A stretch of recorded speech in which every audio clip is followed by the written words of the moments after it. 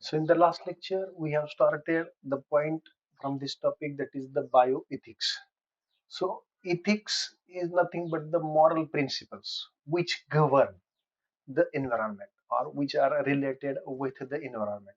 So, in that point, we have seen what is meant by this bioethics, what are the different types of aspects which can damage, biotechnological aspects which can damage the environment. Now, in this topic, we will start the effect of the biotechnology on the environment. मागच्या तासाला आपण बायोइथिक्स बघितलं. बायोइथिक्स जे moral principles आहेत, निसर्गाचे जे काही नियम आपण ज्याला म्हणू शकतो, किंवा तत्व जे आहेत, ते तत्व आपण बघितले कशा पद्धतीने ते डॅमेज होऊ शकतं. या तासामध्ये आपण बायोटेक्नॉलॉजीचा एन्व्हायरमेंट वरती कसा परिणाम होऊ शकतो, निसर्गावरती काय परिणाम होऊ शकतो. मागच्या याच्यामध्ये फक्त जनरल आपण बघितलं की या पद्धतीने होऊ शकतो, त्या पद्धतीने होऊ शकतो, याच्या पद्धतीने असे आहे की कशा. मग त्याच्या स्पेसिफिक जे आहे ते स्पेसिफिक आपण या ठिकाणी याच्यामध्ये डिटेलमध्ये बघू. The herbicides use and resistance. Due to the knowledge of biotechnology, the human beings developed certain kinds of herbicides. Herbicides that are used to control different types of herbs. Herbicides कशाला म्हटलं जातं? तण जे आहे, हर्ब्स म्हणजे तण, पिकामध्ये वाढणारं जे तण आहे त्या तणाला मारणारं जे काही घटक असेल त्याला हर्बिसाइड म्हटलं होतं. मराठीत ज्याला आपण म्हणू शकतो तणनाशक. मग आता हे हर्बिसाइडचा वापर आणि त्याची रेजिस्टन्स जे आहे कशा पद्धतीने डेव्हलप होऊ शकतो त्याच्यावरती थोडंसं डिस्कस करूया. Effects on the environment are a particular concerns with regarding to genetically modified organisms, crops and food production. इथं आपण काय बघतोय, effect on the environment are a particular concern with regard to GMO crops and food production. GMO crops, genetically modified crops, they have developed certain kinds of resistance to different types of herbs which are present surrounding to them. And what is the effect of the food production? जेवढं तण कमी होईल तेवढं त्याचं काय होणार आहे, उत्पन्न वाढणार, फूड प्रोडक्शन तर वाढणारच आहे. One area of development involves adding the ability to produce pesticides and resistant to specific herbicides. So, due to biotechnology, the plants which are developed, they themselves produce certain kinds of pesticides. The pest, which are the different types of insect organisms which attacks to the crop plants, they are called as the pest. The chemicals which are used to control these pest organisms are known as the pesticides. So here the GMO plants which are modified, they themselves produce the pesticides. बायोटेक्नॉलॉजीच्या वापराच्या साह्यानं वनस्पती स्वतःच pesticides तयार करतात. आणि दुसरी गोष्ट, they becomes resistant to different types of herbicides. या पद्धतीने these traits are helpful in food production, allowing farmer to use fewer chemicals and to grow crops in less than ideal condition.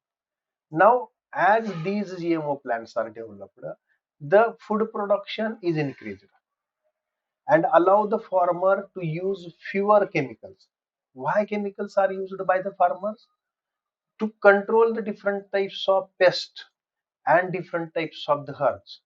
The farmers generally use different types of chemicals which kills these pests or these herbs. When the chemicals kill the pest organisms or the insect, they are known as the pesticides or insecticides respectively. And when the chemicals are used to kill different types of herbs, then they are called as the herbicides. आता इथं आपण काय म्हणतो, ह्या गोष्टी झाल्यामुळे काय झालं, उत्पन्न वाढलं आणि शेतकऱ्याला त्या ठिकाणी वेगवेगळी रासायनिक फवारण्या करण्याची आवश्यकता नाही. आणि मग त्याच्यामुळं काय होऊ शकतं, केमिकल वापरलं नाही त्याच्यामुळं ते जे काही कंडिशन आहे ती कंडिशन त्याला आयडियल मिळेल आणि त्याचं काय होईल, उत्पन्न जे आहे ते त्या ठिकाणी वाढेल.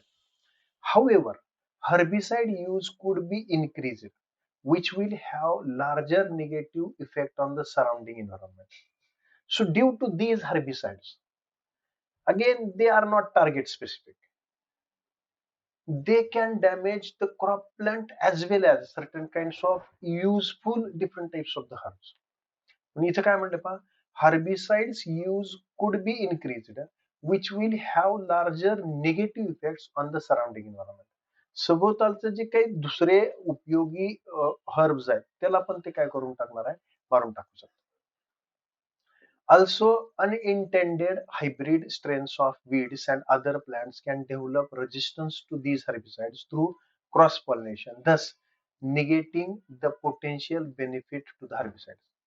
Now, this is the tendency of the living organisms. ज्याला आपण असं म्हणू शकतो struggle for existence, survival of the fittest, डार्विनने जे आहे त्या गोष्टी सांगितलेल्या आहेत. मग आता त्यांच्या लक्षात आलेलं की हे एक विशिष्ट प्रकारचं झाड आहे आणि ते केमिकल तयार करते. मग ते स्वतः जे हर्ब्स आहेत ते विशिष्ट प्रकारची त्यांची प्रतिकारशक्ती वाढवतात.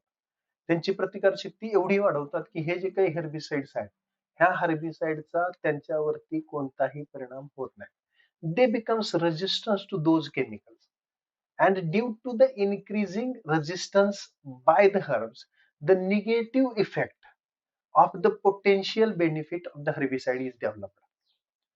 जी नैसर्गिक टेंडन्सी आहे पहा, सर्व्हायव्हल ऑफ द फिटेस्ट ज्याला म्हणतो आपण, स्ट्रगल फॉर एक्झिस्टन्स आहे, त्यांना लक्षात आलं की हर्ब्सला आता एक विशिष्ट प्रकारचं केमिकल आहे, त्या केमिकलमुळे आपल्याला म्हणजे त्या ठिकाणी आपल्याला म्हणजे डेथ होते. मग ते काय करतात की त्या केमिकलला प्रतिकारशक्ती वाढवतात आणि ती प्रतिकारशक्ती वाढवल्यामुळे काय होतं, मग त्या हर्बिसाइडचा त्यांच्यावरती परिणाम होतो. मग कंटिन्युअस वापरामुळे काय झालं की त्या ह्याचा हर्बिसाइडचा इथं काय झाला, negative effect. The plants becomes resistant to those herbicides. Once such herbicide that has already been added in Roundup. Roundup is a chemical compound which is used to control different types of the herbs, that is known as the herbicides. Roundup हे एक विशिष्ट प्रकारचं chemical आहे, जे शेतकरी असतील त्यांना माहित असेल. हे राऊंडअप काय केलं जातं, जे तण वाढलेलं आहे त्या तणावरती फवारलं जातं. ते फवारल्यानंतर तण काय होतं, जळून जातं. हे विशिष्ट प्रकारचं हे केमिकल आहे. Cross of Roundup Ready soybeans have already been implemented into the agricultural practices, possible conferring Roundup resistance to neighboring plants. आता इथं सोयाबीन्स जे आहे ते आपल्याकडं समजा थोडं आता वाढलंय प्रमाण, परंतु अमेरिकेसारख्या देशामध्ये मुख्य पीक हे सोयाबीन आहे.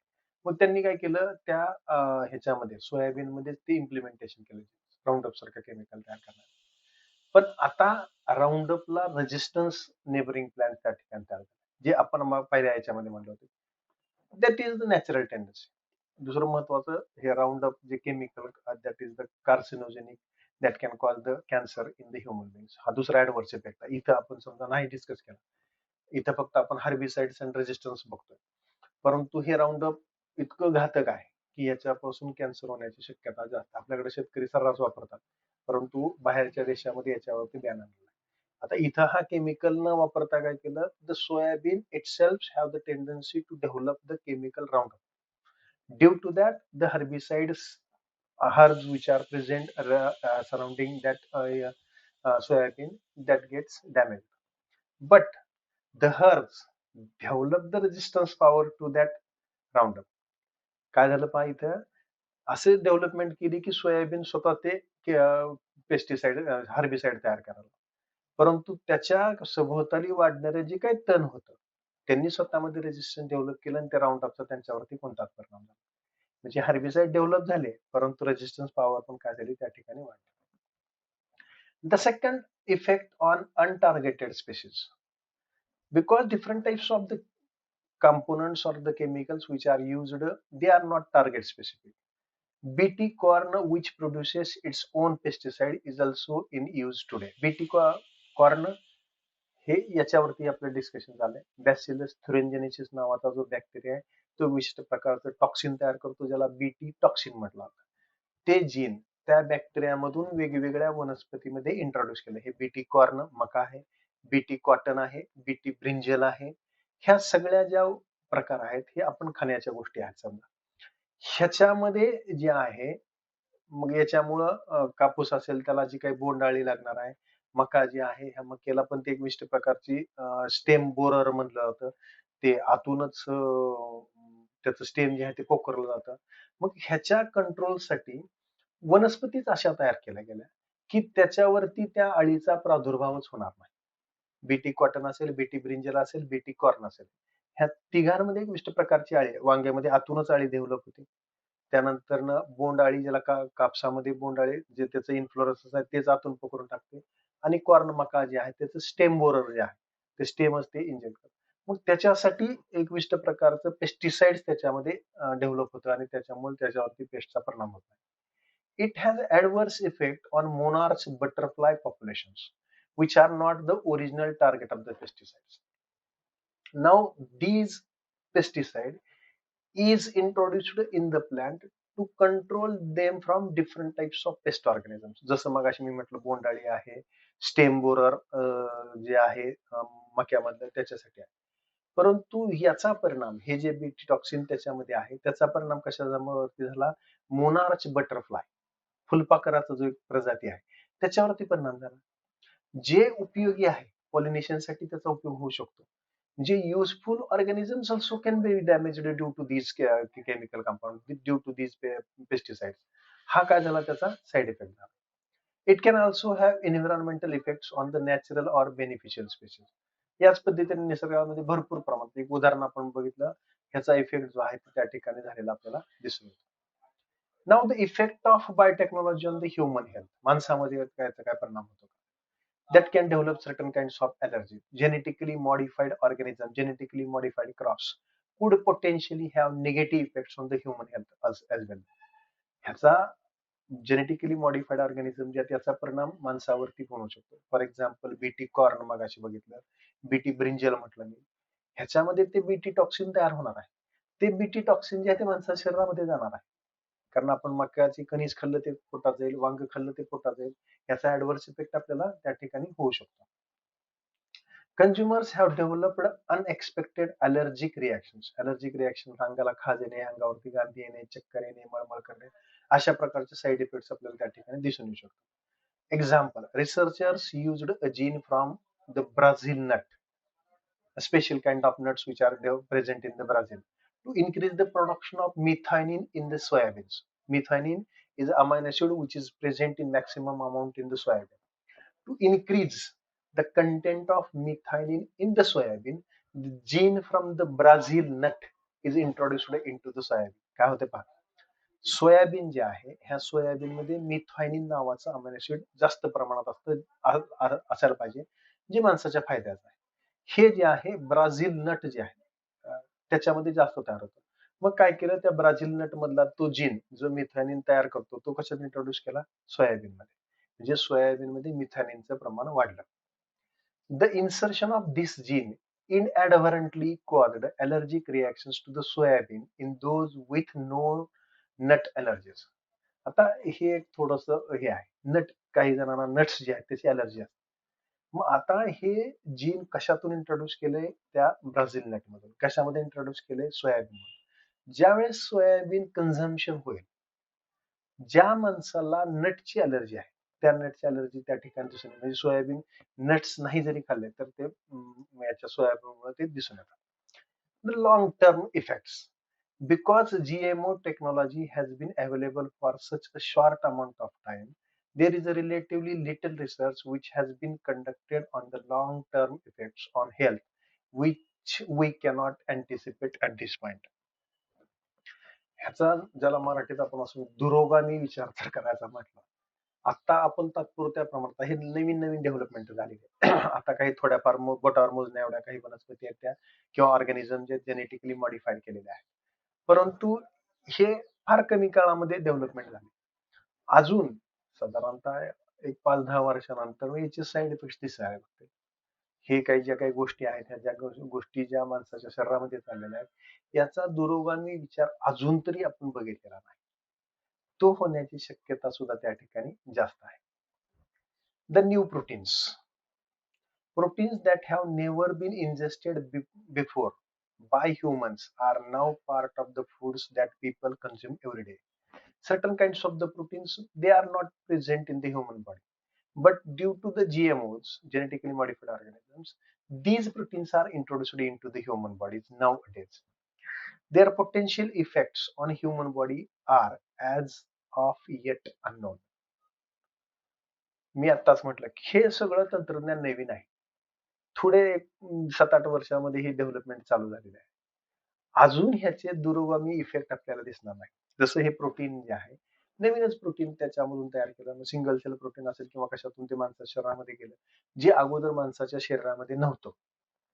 आता ह्या प्रोटीनचा माणसाच्या शरीरावरती किती परिणाम होतोय, ह्याचा इफेक्ट अजून बघणं गरजेचं आहे. Food ॲडिटिव्हज. GMO also present us with possibilities of introducing additional nutrients in foods as well as antibiotics and vaccines. Due to the genetically modified organisms, certain kinds of additional nutrients are added into the human diet and they can be entered into the human body. Same way they are present in the antibiotics as well as the vaccines. ज्या गोष्टी आतापर्यंत नव्हत्याच त्या गोष्टी आता introduction झालेल्या आहे. त्या गोष्टी माणसाच्या शरीरामध्ये प्रवेश करायला लागल्या. फॉर एक्झाम्पल आत्ताचं जे आपण पॅन्डेमिक आहे कोविडचं आहे त्याचं व्हॅक्सिन निघालेलं आहे. हे व्हॅक्सिन ज्यावेळेस माणसाच्या शरीरात जाईल त्याचे साईड इफेक्ट्स दिसणार आहेत. आता आपण बघतो की त्याचं म्हटलं की ते व्हॅक्सिन आता ते माणसावरती साईड इफेक्ट दिसायला लागला. का तर त्याच्यामधले जे काही प्रोटीन्स असतील त्याच्यामधले जे काही कंटेंट आहे त्या कंटेंटचा कोविड कंट्रोल वरती तर परिणाम होतच आहे. त्याचबरोबर त्याचा साईड इफेक्ट काय तर व्हायला लागलाय. म्हणजेच काय आहे फूड ॲडिटिव्ह जे आहे तो इफेक्ट आपल्याला त्या ठिकाणी दिसून येतो. This availability of technology can provide nutrition and disease resistance to those countries that don't have the means to provide these otherwise. हे म्हणजे रेजिस्टन्स कॅपॅसिटी वाढू शकते किंवा त्याच्यामध्ये कमी होऊ शकतं. एखादा नवीन रोग कुठला तर निर्माण होऊ शकतो. असे साईड इफेक्ट्स आपल्याला त्यामध्ये दिसून येऊ शकतात. However, there is a possibility of certain antibiotics and vaccine resistant strains of the disease. जेवढं तयार होईल तेवढं त्याच्यावरती तो ऑर्गॅनिझम जो आहे तो काहीतरी वेगळं तयार करणार आहे. जे मगाशी मी म्हटलं की सर्व्हायव्हल ऑफ द फिटेस्ट. जगण्याची धडपड सगळ्याचीच आहे. तुम्ही एखादं केमिकल तयार केलं त्या ऑर्गॅनिझम्सला मारायला, तो ऑर्गॅनिझम काय करणार त्याची स्वतःची प्रतिकार शक्ती वाढणार आहे. जेवढे आपण अँटीबायोटिक्स तयार करू, जेवढे आपण व्हॅक्सिन्स तयार करू, त्या व्हॅक्सिन्सला त्या अँटीबायोटिक्सला तो स्वतःमध्ये प्रतिकार शक्ती डेव्हलप होणार आहे. त्याचा साईड इफेक्ट आपल्याला त्या ठिकाणी दिसून येऊ शकतो. So there may be certain kinds of adverse effect of these biotechnological knowledge. This shows that the vast advances in life sciences and our multicultural and pluralistic modern societies creates numerous bioethical problems requiring some strict regulations. अशा प्रकारचे कितीतरी ethical problems निर्माण होणार आहेत. अशा प्रकारे कितीतरी गोष्टी निर्माण होणार. त्या ऑर्गॅनिझमला डॅमेज करणं असतील किंवा ते ऑर्गॅनिझम माणसाला डॅमेज करणं असतील किंवा ते ऑर्गॅनिझम्स निसर्गाला डॅमेज करणं की ज्या आपण म्हणू शकतो जे काही मॉरल प्रिन्सिपल्स आहेत त्या प्रिन्सिपल्सला ह्याच्यामुळं घात होऊ शकतो. In terms of GMOs, the Indian government has set up the Genetic Engineering Approval Committee that approves certain kinds of GMOs. This organization makes decisions regarding the validity of research involving GMOs and addressed the safety of GMOs introduced for public use. भारताने काय केलं आता एक committee तयार केली genetic engineering approval committee. ती committee काय करणार आहे हे जे काही जेनेटिकल मॉडिफिकेशन करणार आहे ते किती प्रमाणात इथिकल आहे, ते किती प्रमाणात माणसाला उपयोगी आहे, ते किती प्रमाणात निसर्गाला डॅमेज करू शकतो ह्या सगळ्याचा विचार करून त्यांना काय करेल ती परमिशन देईल. आणि त्याच्याशिवाय ह्या गोष्टीचा विचार केल्याशिवाय हे जे बायोटेक्नॉलॉजिकल नॉलेज जे आहे जेवढं युजफुल आहे त्याच्या कितीतरी पटीनं ते हार्मफुल आहे. ह्याचे उदाहरण जे आहे ते आपण आता सध्या बघतोच आहे. म्हणजे that may be the controversy that is the pandemic which we suffer nowadays. म्हणजे या पद्धतीच्या गोष्टी बऱ्याचशा होऊ शकतात. त्याच्यामुळं ज्या वेळेस एखादं तंत्रज्ञान वापरायचं त्यावेळेस त्याचं मॉरल प्रिन्सिपल्स त्याचं इथिकल कन्सेप्ट सगळ्या गोष्टीचा विचार करून ते डेव्हलप होणं गरजेचं आहे. So this is all about the bioethics. In the next lecture, we will see the next point of this